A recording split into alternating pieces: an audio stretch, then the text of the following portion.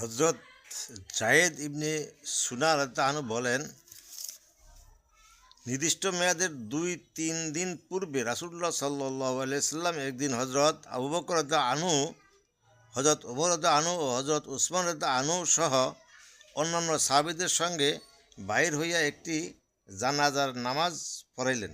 নামাজের পর তিনি যখন একটি দেয়ালের পাশে বসিবার জন্য অগ্রসর হইলেন, তখন আমি তাহার বুকের জামা ও চাদর ধরিয়া অত্যন্ত ক্রুদ্ধ দৃষ্টিতে তাহার প্রতি চাইলাম এবং বলিলাম, হে মুহাম্মদ, আপনি কি আমার পাওনার পরিশোধ করিবেন না? খোদার কসম, তোমরা আব্দুল মুতালিবের বংশ, শুধু টালবাহানাই করিতে শিখিয়াছ।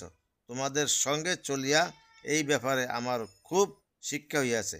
এমন সময় হজরত ওমর রাদিয়াল্লাহু আনহু এর প্রতি আমার দৃষ্টি পড়িতে লক্ষ্য করিলাম যে ক্রোধে তাহার চক্ষুদ্বয় গোল আকাশের ন্যায় ঘুরপাক খাইতেছে।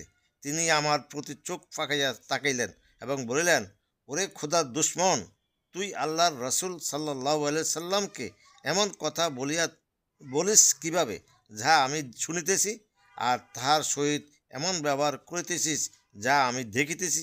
সেই পাক জাতের কসম, যাহার কুদরতি হাতে আমার প্রাণ, যদি রাসূলুল্লাহ সাল্লাল্লাহু আলাইহি সাল্লামের মজলিসে আদবের কথা চিন্তা না করিতাম, তবে এখনই আমার তলোয়ার দ্বারা তোর গর্দান উড়িয়ে দিতাম। অপরদিকে রাসূলুল্লাহ সাল্লাল্লাহু আলাইহি সাল্লাম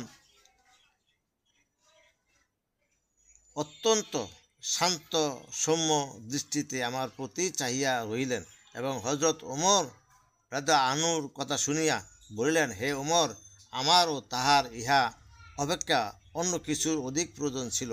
আমাকে তুমি উত্তম রূপে ঋণ পরিশোধের কথা বলিতে এবং তাহাকে সুন্দরভাবে দাবি জানাইতে বলিতে।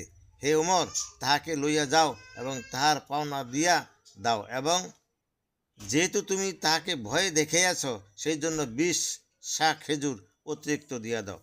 তিনি আরো বলেন, রাসূলুল্লাহ সাল্লাল্লাহু আলাইহি সাল্লামের সহিত এইরূপ আচরণ কেন করিলে? তাহাকে এইরূপ কথা কেন বলিলে?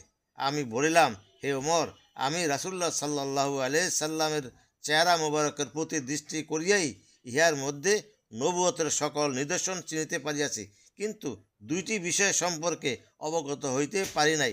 এক, নবীর ধৈর্য তাহার মূর্খতা উপর প্রবল হইবে। 2, তাহার সহিত যতই মূর্খতাপূর্ণ আচরণ করা হইবে, ততই তাহার ধৈর্য বৃদ্ধি পাইবে। আর এই 2টাই আমি এখন পরীক্ষা করিয়া